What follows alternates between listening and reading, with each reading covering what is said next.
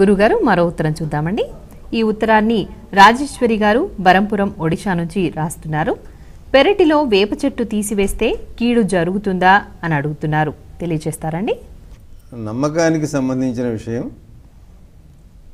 మనం పెంచేటువంటి ఏ వృక్షాన్నైనా తీసివేయడం అనేది మంచిది కాదు అని మనకు ధర్మశాస్త్రం చెప్పిన పెద్దలు చెప్పిన అది స్వయంచేత్తు మసాంప్రతం విషవృక్షోపి సంవర్ధ్య స్వయంచేత్తు మసాంప్రతం అని అంటాడు మహాకవి.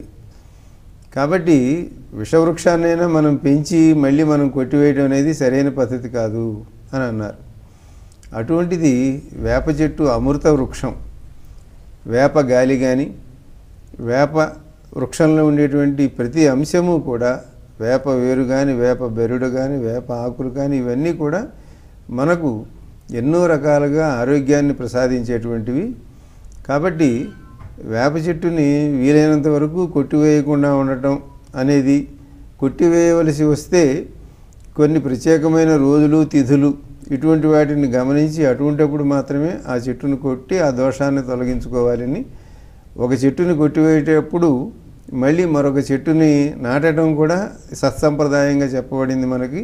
ఇది ఇప్పుడు ఏదో ఇది రాజకీయంగా జరిగేటువంటిది కాదు, అనాదిగా మనకు చెప్తున్నటువంటిది.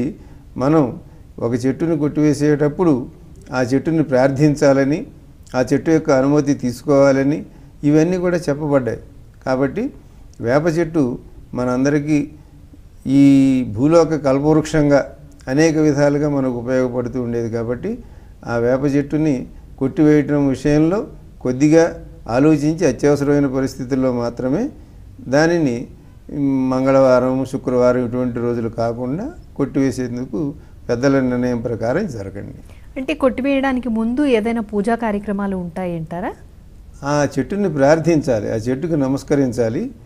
ఈ మనకు ఉన్న అవసరాలను బట్టి ఈ చెట్టును కొట్టివేయవలసి వస్తుందని ఆ చెట్టుని ప్రార్థించి మళ్ళీ మరొక చెట్టుని పెంచుతామనేటువంటి ఒక హామీ కూడా మనం ఇవ్వాలి.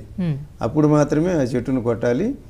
అది చెట్టు సూర్యోదయానికి ముందు కానీ సూర్యోదయం తర్వాత కానీ కొట్టకూడదు. చెట్లు నిద్రపోయేటువంటి సమయం కాబట్టి చీకటి పడ్డాక చెట్లు కొట్టకూడదు. అట్లాగే వెలుతురు రాకముందు సూర్యోదయం కాకముందు కొట్టకూడదు. అందువలన సూర్యునికి నమస్కరించి ఆ వృక్షానికి నమస్కరించి మనం ఆ చెట్టుని, అది లక్ష్మీదేవిగా మనం వేప చెట్టుని భావిస్తాం. అందువలన మంగళవారం శుక్రవారం వదిలి మిగతా రోజుల్లో ఆ చెట్టుని ఇట్లా ప్రార్థించి కొట్టమని మనకు ఒక సంప్రదాయం ఆచారం నడుస్తుంది. కాబట్టి ఆ విధంగా చెట్టు మీద ఉండేటువంటి భక్తితో అత్యవసర పరిస్థితుల్లో దాన్ని మనం